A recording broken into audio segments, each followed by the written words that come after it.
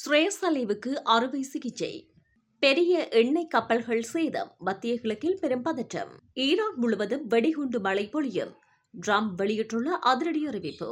மீண்டும் களத்தில் குதித்த ரணில் விக்ரமசிங்க. சற்று முன் வெளியான தகவல். $715 பில்லியன் மோசடி. முறையாக சிக்கிய ரணில் விக்ரமசிங்க. மாணவர்களினால் இந்திய பாராளுமன்றம் முற்றுகை.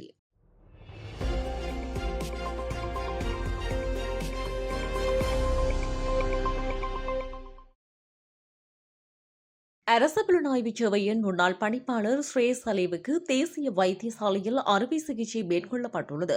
தேசிய வைத்தியசாலையின் இதயவியல் பிரிவில் சிகிச்சை பெற்று வந்த நிலையிலேயே அவருக்கு இந்த அறுவை சிகிச்சை மேற்கொள்ளப்பட்டுள்ளது. கடந்த ஜூன் 7 தேசிய வைத்தியசாலையில் அனுமதிக்கப்பட்ட ஸ்ரேயஸ் அலை பின்னர் மேலதிக சிகிச்சைகளுக்காக இதயவியல் பிரிவுக்கு மாற்றப்பட்டுள்ளார். உயிர்த்த ஞாயிறு பயங்கரவாத தாக்குதல் தொடர்பான விசாரணைகளுக்காக குற்றப்புலனாய்வு திணைக்களத்தால் கடந்த பிப்ரவரி மாதம் 25 ஸ்ரேயஸ் அலை கைது செய்யப்பட்டிருந்தார் என்பதும் குறிப்பிடத்தக்கது. சிறைச்சாலையில் தடுத்து வைக்கப்பட்ட காலத்தில் சலே நீண்ட நாட்கள் உணவு தவிர்ப்பு போராட்டத்தை முன்னெடுத்திருந்தார். இந்த நிலையில் உடல் நிலையில் ஏற்பட்ட பாதிப்புகளின் அடிப்படையில் சலே கொழும்பு தேசிய வைத்தியசாலையில் அனுமதிக்கப்பட்டிருந்தார்.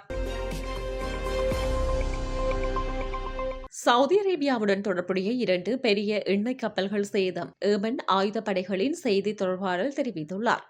இது தொடர்பில் குறிப்பிடுகையில், செங்கடலில் விதிக்கப்பட்ட பயண தடையை மீறியதற்காக சவுதி அரேபியாவுடன் தொடர்புடைய 2 பெரிய எண்ணெய் கப்பல்கள் மீது தரமான ராணுவ நடவடிக்கை மேற்கொள்ளப்பட்டதாக தெரிவித்துள்ளார்.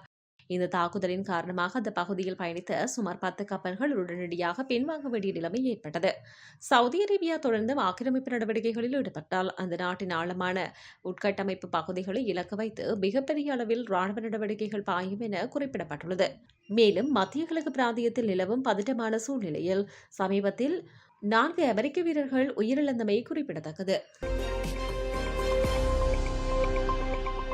அமெரிக்க ஜனாதிபதி டொனால்ட் ட்ரம்ப் தனது ட்ரூத் சோஷியல் பதிவில் ஹார்முஸ் நீரிணை வழியாக செல்லும் கப்பல்கள் மீது ஈரான் ஏவுகணை, ட்ரோன் அல்லது வேறு எந்த ஆயுதங்களும் தாக்குதல் நடத்தினால் அதற்கு பதிலாக அமெரிக்கா ஈரானின் ஒரு பாலம் அல்லது மின் உற்பத்தி நிலையத்தை தாக்கி அழிக்கும் என எச்சரித்துள்ளார். இந்த எச்சரிக்கையில் டெஹ்ரானில் அல்லது அதன் அருகில் உள்ள கட்டமைப்புகளும் இலக்காக இருக்கலாம் என குறிப்பிட்டுள்ளார். நீங்கள் குறிப்பிடப்பட்டுள்ள அணுமின் நிலையங்கள் என்ற பகுதி குறித்து தற்போது வெளியாகியுள்ள நம்பகமான செய்திகளின்படி ட்ரம்ப் வெளிப்படையாக பாலங்கள் மற்றும் மின் உற்பத்தி நிலையங்களை என்பதையே குறிப்பிட்டுள்ளார். அணுமின் நிலையங்களை தாக்குவோம் என்று இந்த சமீபத்திய எச்சரிக்கையில் கூறியதாக உறுதிப்படுத்தப்பட்ட தகவல் இல்லை. இந்த எச்சரிக்கை ஹார்முஸ் நீரிணையில் அதிகரித்து வரும் பதற்றம் மற்றும் கப்பல் போக்குவரத்து பாதுகாப்பு குறித்த கவலைகளின் பின்னணியில் வெளியாகியுள்ளது.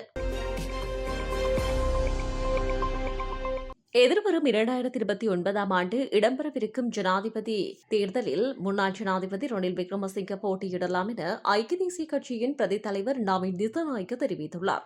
சிங்கள ஊடகம் ஒன்றுக்கு வழங்கிய நேர்காணலின் போது அவர் மேற்கண்டவாறு குறிப்பிட்டார். தொடர்ந்தும் தெரிவிக்கையில், அடுத்த ஜனாதிபதி தேர்தலுக்கு இன்னும் முழுமையாக 3 வருடங்கள் இருக்கின்றன. எனவே அது தொடர்பான தீர்மானங்கள் எதுவும் இதுவரை எடுக்கப்படவில்லை. அதற்கு முன்னர் மாகாண சபை தேர்தலுக்கு நாங்கள் முகம் கொடுக்க வேண்டும். நான் நினைக்கின்றேன் மிக விரைவில் மாகாண சபை தேர்தல் நடைபெறலாம் என்று. எனவே அந்த தேர்தலுக்கு நாங்கள் தயாராக வேண்டும். 2029 இடம்பெறவுள்ள ஜனாதிபதி தேர்தலுக்கு முன்னதாக ஐக்கிய தேசிய கட்சியும் ஐக்கிய மக்கள் சக்தியும் ஒன்றிணைய வேண்டும் என்பது எனது எதிர்பார்ப்பு.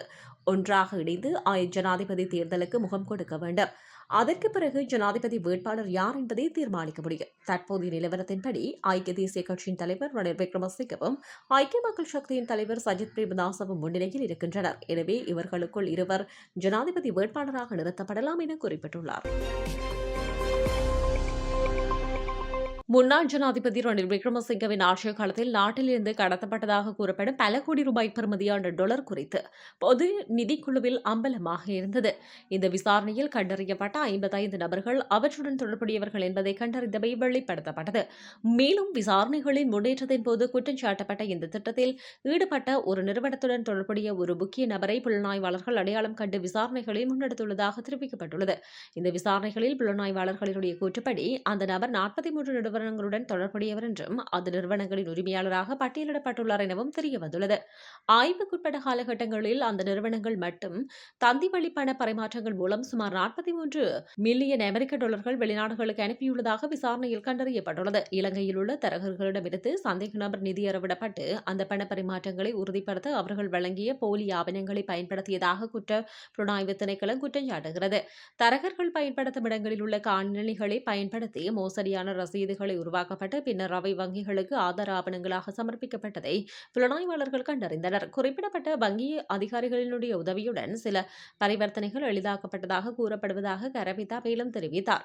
இந்த விசாரணையில் ஒரு சர்வதேச போதைப்பொருள் வலையமைப்புடன் தொடர்பிருப்பதாக கூறப்படும் குற்றச்சாட்டுகளும் வெளிவந்துள்ளன. குற்றப்புலனாய்வு துறையின்படி துபாயிலிருந்து செயற்படும் ஒரு முக்கிய போதைப்பொருள் கடத்தல்காரருக்கு சொந்தமான நிதி அதே வழிமுறையை பயன்படுத்தி ஐக்கிய அரபு அமீரகத்துக்கு மாற்றப்பட்டுள்ளது.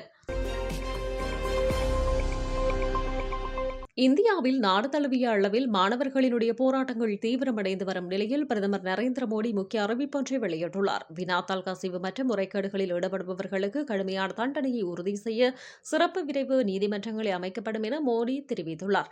இந்தியாவின் நீட் வினாத்தாள் கசிவு மற்றும் முறைகேடுகளுக்கு பொறுப்பேற்று மத்திய கல்வி அமைச்சர் தர்மேந்திரா பிரதான் பதவி விலக வேண்டும் என வலியுறுத்தி ஐந்தர் மந்தர் பகுதியில் மாணவ அமைப்புகள் போராட்டத்தில் ஈடுபட்டிருந்தனர். மேலும் இதுகுறித்து எக்ஸ் தளத்தில் பதிவிட்டுள்ள பிரதமர் நரேந்திர மோடி மாணவர்களினுடைய எதிர்காலத்தை பாதுகாப்பதே அரசின் முதன்மை இலக்கு எனவும் வலியுறுத்தியுள்ளார்.